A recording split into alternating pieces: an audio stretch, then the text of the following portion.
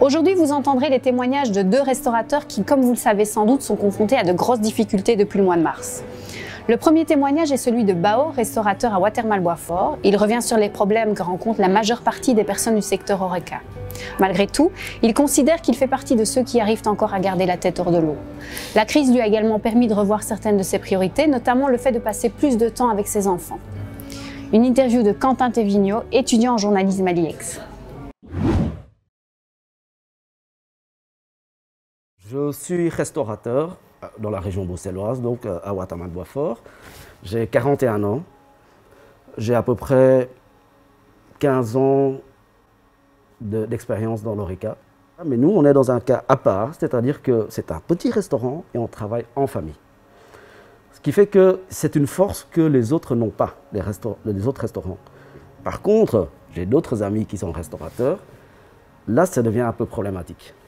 C'est-à-dire que quand la région nous indemnise 4 000 € en ayant fermé, nous, on arrive à s'en sortir en payant le loyer, les charges, etc., que d'autres n'ont pas cette possibilité-là. Parce qu'il y a des restaurants où rien que le loyer dépasse déjà les 4 000 €. Parce qu'il ne faut pas oublier que les commerces qui ont une santé financière déjà fragile avant le confinement, ça ne fait qu'accentuer. D'autant plus si maintenant ils ont des dettes, ça n'aurait pas aidé évidemment avec ça. Toutes les mesures qui ont été imposées, c'était un peu à l'arrache et donc personne n'a compris qu'est-ce qu'il fallait faire. On entendait au début qu'il fallait mettre des plexiglas entre les tables, le sel et poivre doit être individuel, des choses comme ça que financièrement, on ne sait pas faire ça. Parce que, voilà, déjà les sociétés ont dû fermer.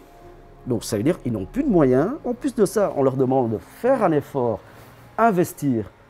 Et pour de nouveau maintenant fermer, par exemple, c'est vraiment les enfoncer dans les problèmes financiers. Voilà. Moi j'ai l'impression que tout ça, ça a été très très mal géré. Ce qui m'a manqué au mois de mars, c'était justement le contact avec mes clients. Parce que je suis assez proche avec mes clients. Il y a même des relations amicales qui sont créées dans le cadre du travail. Et en fait, le confinement au mois de mars m'a permis de réaliser certaines choses. J'ai l'impression que le monde, donc en tout cas notre société, change. Et alors, la façon dont les gens consomment va également changer. Rien que voir le midi que le télétravail, maintenant c'est devenu une norme, ce qui fait que le service de midi n'a plus aucun intérêt. Pourquoi? Parce que la personne qui reste chez soi, qui travaille, n'ira jamais au restaurant manger tout seul. Donc du coup, on perdra littéralement de l'argent en restant ouvert. Et donc j'ai décidé de fermer le midi. Voilà. C'est pour la famille aussi, je suis plus proche avec mes enfants, je consacre plus de temps pour mes enfants, etc. Donc oui, quelque part oui, on gagne moins d'argent, on a moins de moyens financiers, mais la vie est différente en tout cas. Le second témoignage que vous allez entendre est celui de Karl de Montcharline, une figure bien connue dans le milieu de la restauration et de la fête à Bruxelles. Karl a porté plainte contre l'État belge et il s'explique sur les motivations de cette démarche qui, pour lui, va au-delà d'une démarche personnelle. Et c'est évidemment pas avec les 4 000 € initialement de la région et puis maintenant encore 3 000 et 2 000 de la ville qu'on parvient à subvenir aux charges qui pèsent sur nous. Donc ça met les entreprises dans une difficulté qui est évidemment très importante. Et donc il y a quand même risque de faillite pour beaucoup de personnes dans nos métiers. Donc évidemment c'est très interloquant, d'autant qu'aujourd'hui il n'y a pas encore eu d'enquête scientifique à l'échelon belge qui démontre la dangerosité de l'ouverture de nos secteurs. Donc ça pose évidemment beaucoup de problèmes. Les choses ne sont pas faites de manière d'une part à nous rassurer, à savoir où on va, et on n'a évidemment aucune perspective, ce qui pour un chef d'entreprise est évidemment très dommageable. Tout ça me choque, et le fait évidemment qu'on emploie d'une part des communiqués de presse, soit faits par l'industrie pharmaceutique, soit des enquêtes ou des pseudo-publications dans différents journaux qui sont soit faites à la sortie du premier confinement, donc c'est-à-dire entre mars et juin, sur les territoires américains, sur lesquels les gestes barrières ne sont pas appliqués, il n'y a pas de distanciation, il n'y a pas de protocole sanitaire, et qu'on vienne récupérer ces enquêtes pour dire que l'Horeca pose problème en Belgique ou en France, me pose un véritable problème.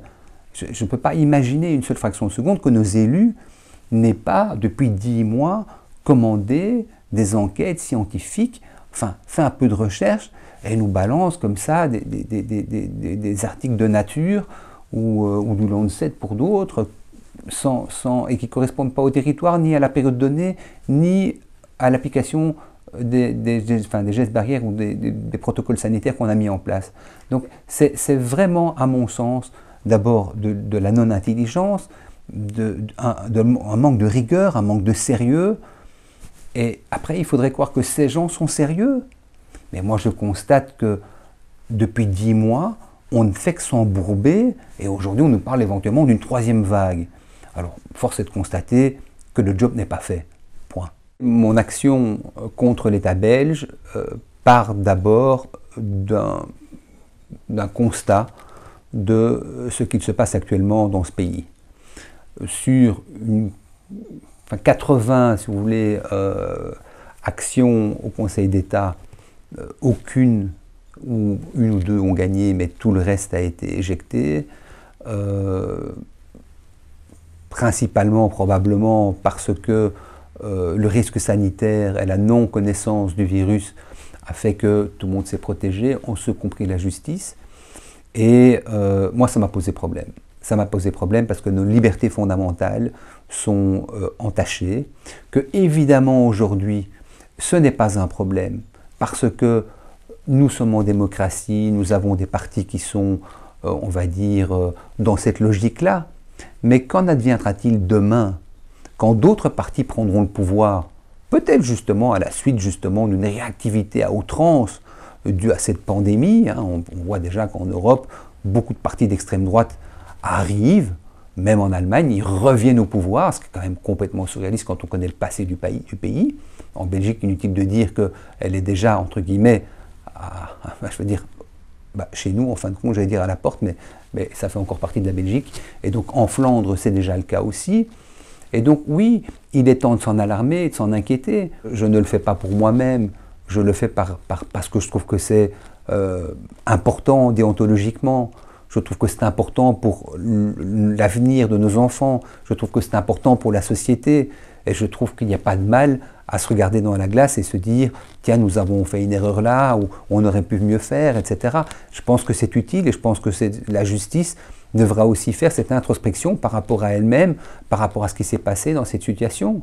Le débat s'occasionne parce que les choses ont été faites dans l'irrégularité. C'est-à-dire que des décisions ont été prises par un ministre sans les passer au Parlement. Et donc ça, c'est pas acceptable. Les parlementaires sont là pour ça.